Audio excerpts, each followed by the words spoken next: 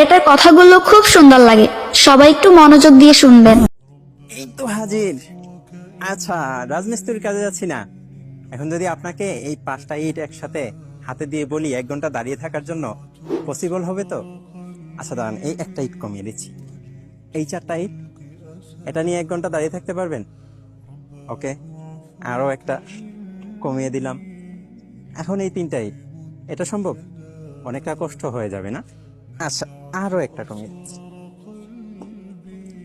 এখন এখন পসিবল? পারবেন, তবে কিছুটা কষ্ট হয়ে যাবে। ওকে ঠিক আছে, যান।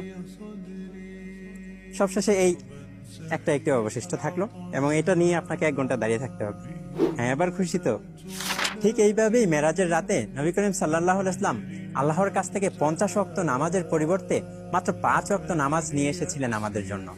আর আপনি যদি এই 5 ওয়াক্ত নামাজই ঠিকঠাক মতো আদায় করেন, তাহলে সেই 50 ওয়াক্ত নামাজের সওয়াবই পাবেন। সুবহানাল্লাহ, আল্লাহ তাআলা কতটা দয়াশীল আমাদের জন্য। তাই আর অবহেলা নয়, চলুন আজ থেকে নামাজকে বন্ধু বানিয়ে নেই।